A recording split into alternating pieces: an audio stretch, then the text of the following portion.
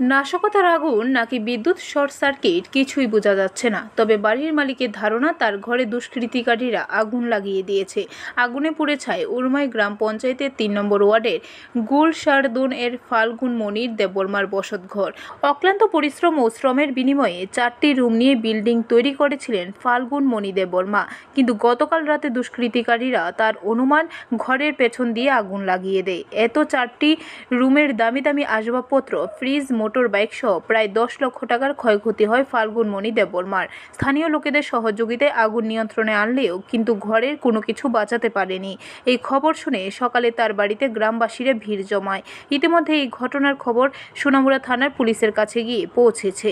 এই ঘটনাকে কেন্দ্র করে এই এলাকার বিরাট একটা চাঞ্চল্য তৈরি হয়েছে। তবে পুলিশ যদি সুষ্ঠু তদন্ত করে মূল রহস্য বের হতে বেশি সময় লাগবে না। আমি রাত্রে উঠে দেখি যে মাঝখানে রুমে আগুন জ্বলতেছে। আচ্ছা, আগুন জ্বলার পরে কটার সময় কয়টা বাজবে সময়? আনুমানিক 1:30 2টা। 1টা 2টা। তো কারণ থাকলো কারেন্টের তো এটা শর্ট খেয়ে আগুনটা জ্বলতো না। আমি 12টার দিকে ঘুমের থেকে উঠটা দেখছি চারিদিকে ঘুরে ঠিক আছিল ঘর। তারপরে আমি ঘুমাই গেছে 1টা 1:30টার পরে আমি আরেকবার উঠছি।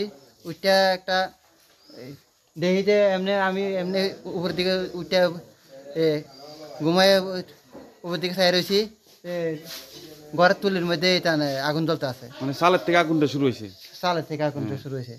ব্যুরো রিপোর্ট, খবর ত্রিপুরা।